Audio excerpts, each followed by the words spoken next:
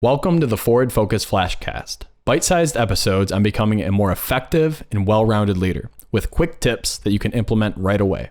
I'm your host, Jon Reusch, and in today's episode, we're actually talking about accumulated leadership lessons and how it can save you time in your organization.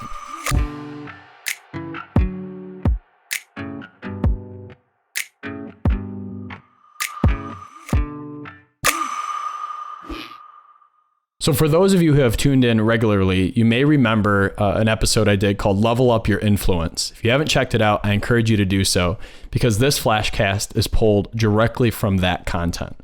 Today's lesson is accumulated leadership lessons and how it can save you time in your leadership ability.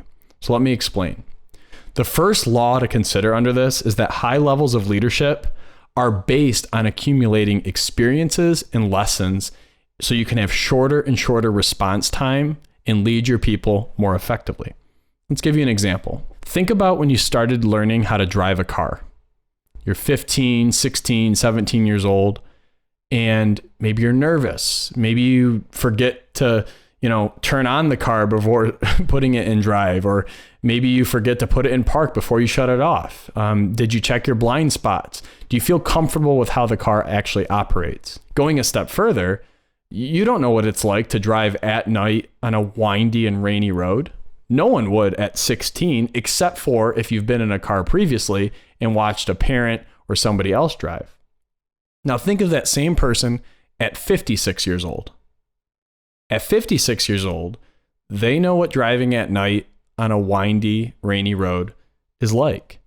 They've had years of experiences that they can apply in that situation, even if the windy, rainy road is a new road they've never been on. There's been other windy, rainy roads at night that they've been on.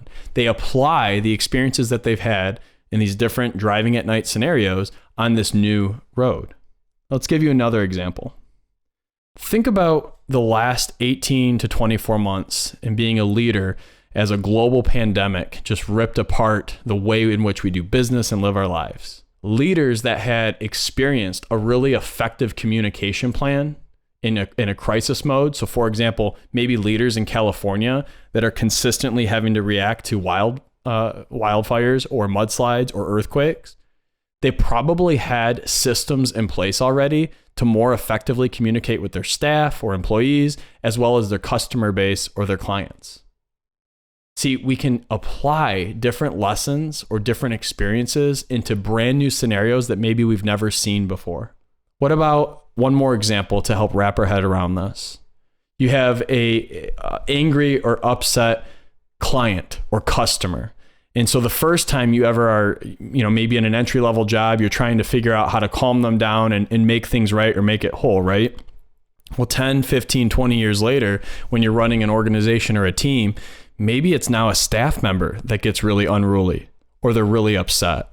Well, you've learned how to conflict resolve. You've learned how to listen to the pains, the frustrations, or the experiences of the person on the other side of that table that's upset, and you're applying lessons from those previous experiences in the moment. A great book that actually highlights building talents or skills and becoming a master of that talent and skill is Malcolm Gladwell's book, 10,000 Hours. Now, here's the thing about that book. That title was really designed more as like a showstopper. It was to catch the attention or catch the eye of business owners or leaders that were trying to get better at a skill. The key is everybody has a different rate of learning, a different rate of acquiring skills. Some people, it takes 1,000 hours to learn a new skill. Other people, it might take 15,000 hours. The key with this is 10,000 hours.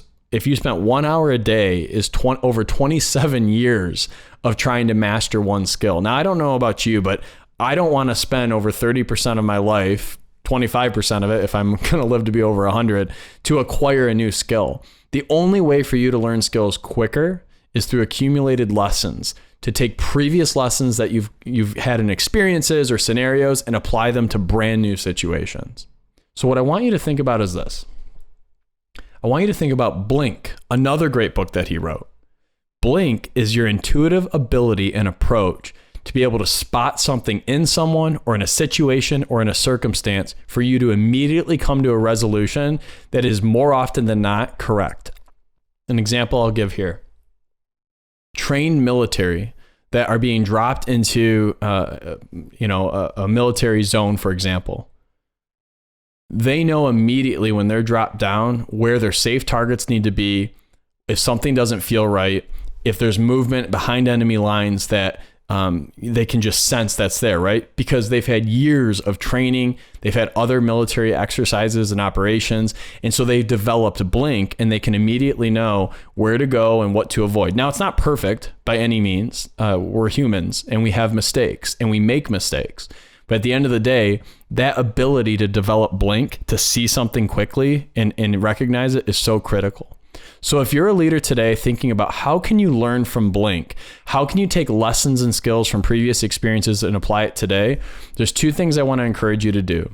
The first thing is think about the core characteristics in staff, employees, or in yourself that you feel make you a valuable or viable leader in your industry. What helps you stand out? What helps set you apart from your competitors? Can you identify those 3 to 5, maybe 7 characteristics and look for that in future business partners, employees, or clients that you're looking to get into relation with? See, that will be Blink. If you know that somebody with effective communication, both orally and written, will thrive in your leadership team, then you should be looking for folks that can orate nice on social media, that maybe have a YouTube vlog or a posting with a cult following that looks for their videos on a regular basis. Look for those characteristics and how they may show up, because here's the second lesson. The second lesson in leadership is you're always interviewing. Always. See, you're looking for these accumulated lessons in others, because your organization will level up if you're continually attracting folks that are applying the lessons they've learned in previous experiences, both personally and professionally. Maybe you're at, unfortunately, a memorial service at a funeral home for somebody that just lost a loved one. And there's somebody that catches your eye across the room because they just seem to be so in tune with every conversation that they're having. They seem locked in, they seem empathetic, they're using emotional intelligence, they're being supportive and caring. It should be your moment to find out who that person is in that room, especially if your organization is lacking empathy, emotional intelligence, or that supportive nature.